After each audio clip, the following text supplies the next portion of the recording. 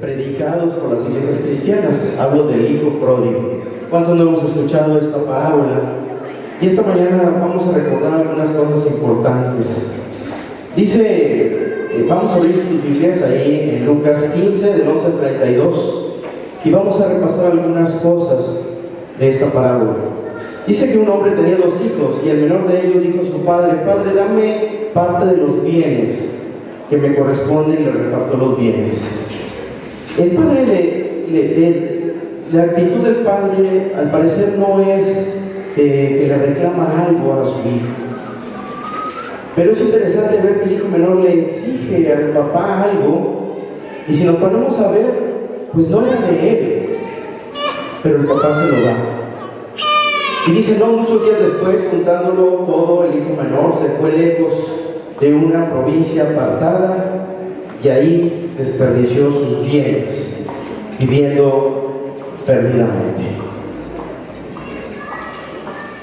Creo que esta es la parte triste de la historia. ¿Cuántos de nosotros hemos perseguido nuestros propios sueños? Hemos querido hacer nuestra propia voluntad.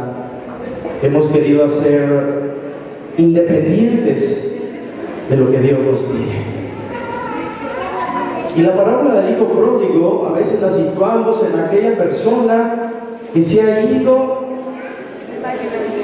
después regresa.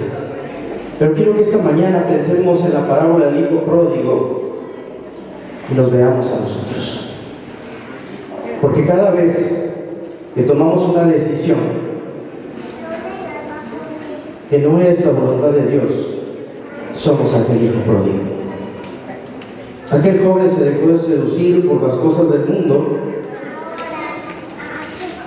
y se fue. No le importó lo que sintió su papá, no le importó desperdiciar sus bienes, simplemente buscó su propio bien. Y dice en el versículo 14 que cuando todo lo hubo malgastado, vino una gran hambre en aquella provincia y le comenzó a faltar las cosas. Qué interesante. Cuando tenemos todo, nos olvidamos de Dios. Él no se acordó de su padre cuando tenía todo, pero de pronto dice que empezó a faltarle. Dice, y se arrimó a uno de los ciudadanos de aquella tierra y le envió a su hacienda para que apacentase cerdos. ¡Qué tremendo! Los cerdos eran para el pueblo judío lo más repudiable que podía haber. Aquel muchacho había caído tan bajo que no había comida suficiente y tenía que comer de lo que comían los cerdos. Yo no sé cuántos de los que estamos aquí hemos caído tan bajo como aquel joven en aquella ocasión. Pero sí creo que cada uno de nosotros en muchas ocasiones hemos caído y nos hemos sentido alejados del Padre. En ese momento, aquel joven dice que se fue y deseaba llenarse de la comida de los cerdos y se fue de ahí. Y entonces volvió y pensó en su padre. Y dice el siguiente versículo, dice: ¿cuántos jornaleros en la casa de mi padre tienen abundancia de pan y yo aquí perezco de hambre? ¿Cuántas veces nos acordamos de Dios cuando estamos en extrema necesidad? Y aquel muchacho se acordó de su papá, pero se acordó que su papá era un hombre justo, era un hombre que cualquiera que llegaba a su hacienda tenía trabajo, tenía comida y lo tenía todo. Y dice la escritura que volvió en sí. Y dice que dijo en su pensamiento: me levantaré y iré a mi padre y le diré: Padre, he pecado contra el cielo y contra ti. Ya no soy digno de ser llamado tu hijo. Por favor, hazme como uno de tus jornaleros.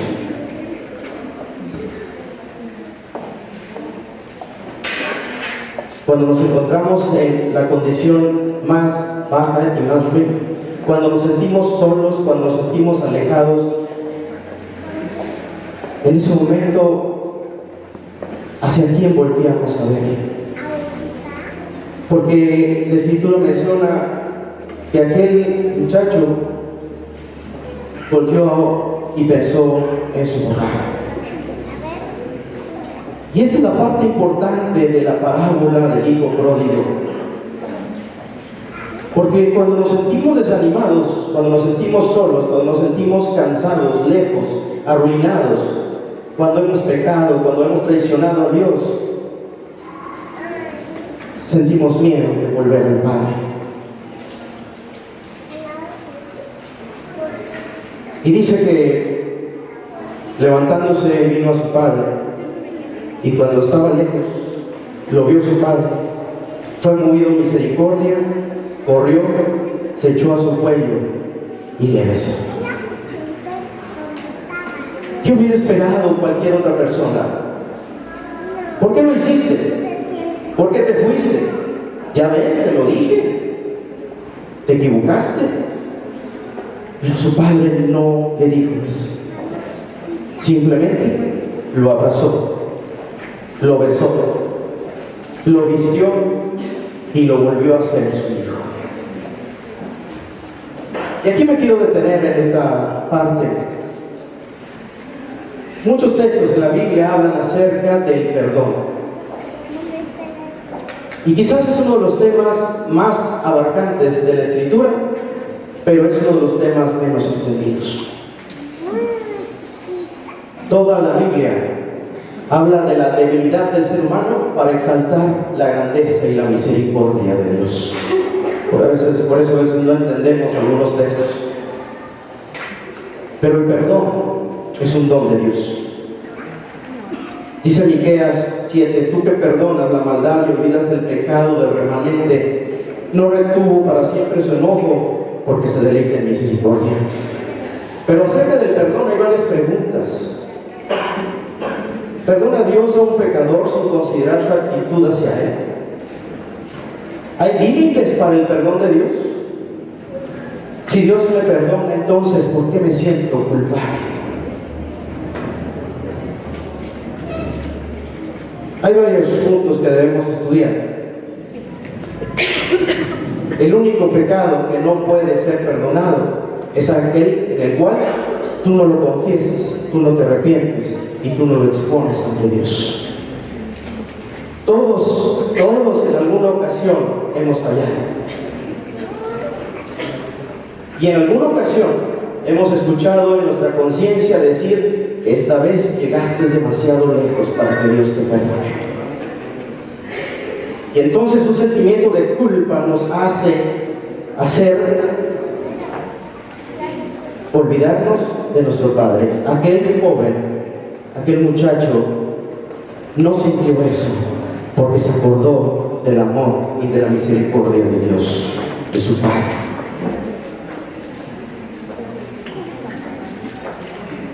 Hay algo importante que tenemos que entender.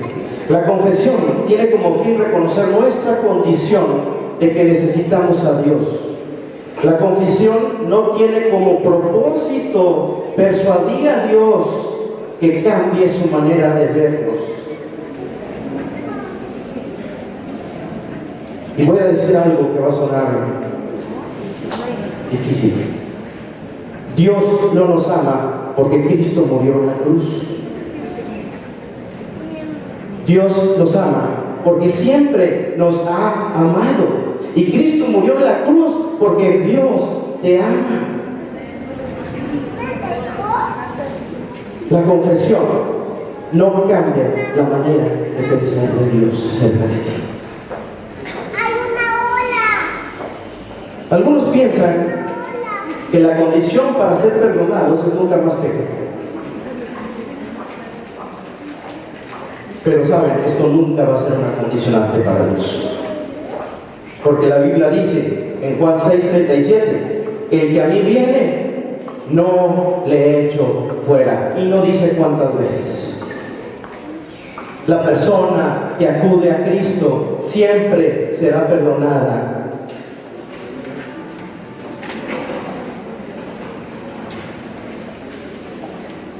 Hace varios años un hombre fue condenado en los Estados Unidos. Y él fue condenado a la pena de muerte. Los abogados hicieron todo para que esta persona pudiera ser librada de la condenación y fue librado en el juicio. Pero la persona se sentía tan culpable de lo que había hecho que no aceptó el perdón del juez. Y aquel hombre murió en la sentencia.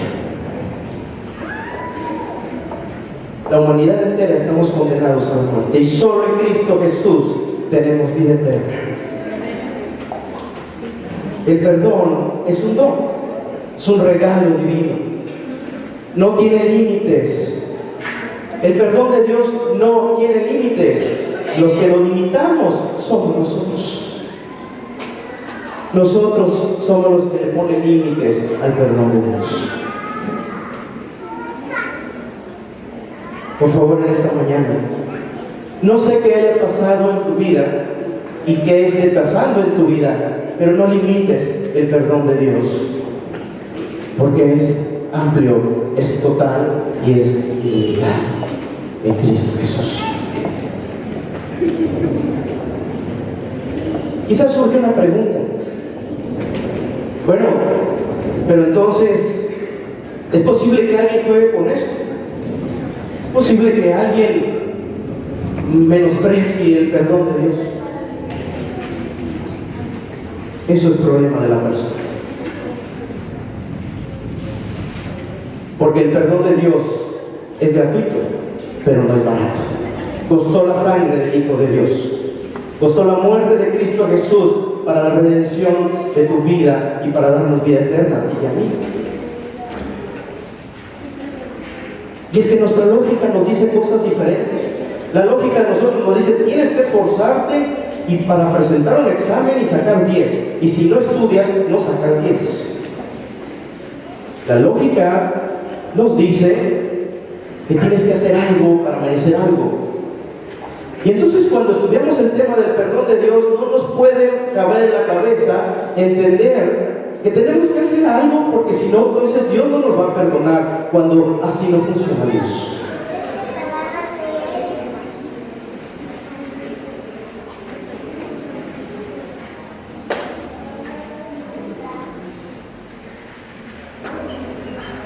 Saben, el perdón no es un acto judicial. El perdón es la restauración de la relación perdida con Dios.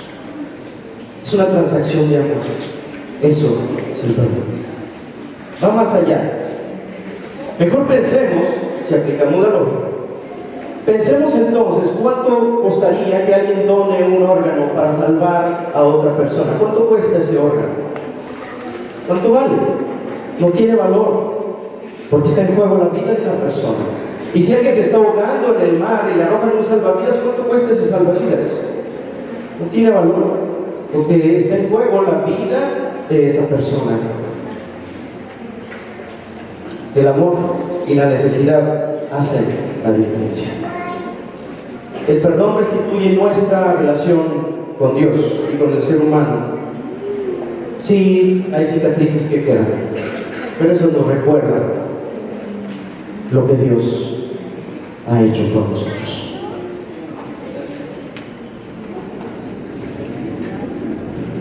La parábola termina un poco antes, dice: y el padre le dijo a sus siervos, sáquenle lo mejor de los vestidos, vestirle, ponerle un anillo, calcen sus pies, traigan un becerro gordo, comamos y hagamos fiesta, porque el Señor se regocija cada vez que tú pides perdón y cada vez que tú vas con Él y te arrepientes y confiesas tu condición, no importa cuántas veces sean, porque el perdón de Dios es ilimitado.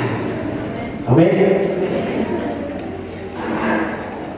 Por años se habla en esta parábola del hijo pródigo. Pródigo, ¿saben qué significa? Despilfarrador. Porque el hijo no despilfarró los bienes de su padre, menospreció el amor de su padre.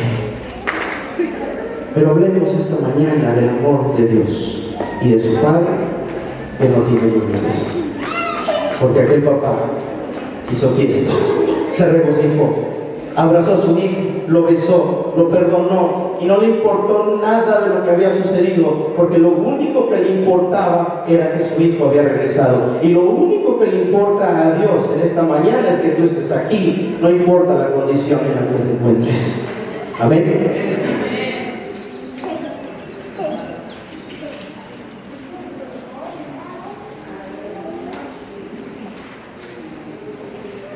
Lo que más desea Dios para ti es que seas feliz. Por favor, siente el abrazo de Dios cuando más humillado, cansado, abatido, sucio te encuentres. No importa que la vocecita por ahí te diga, has ido demasiado lejos. Busca a Dios mientras puedas ser allá. Dice Isaías 1:16, venid y razonemos, dice el Eterno. Aunque vuestros pecados sean como la grana, como la nieve, serán emblanquecidos. Y aunque sean rojos como el carmesí, vendrán a ser como blanca lana. Que esta mañana te sientas abrazado y besado por nuestro Padre Dios. Que esta mañana dejes atrás cualquier recuerdo y mires hacia adelante. Miremos hacia la próxima venida de Cristo Jesús. Miremos hacia las grandes promesas que el Señor tiene para nosotros. Y sintamos el beso de un Padre que ama en todo momento. El Señor te bendiga.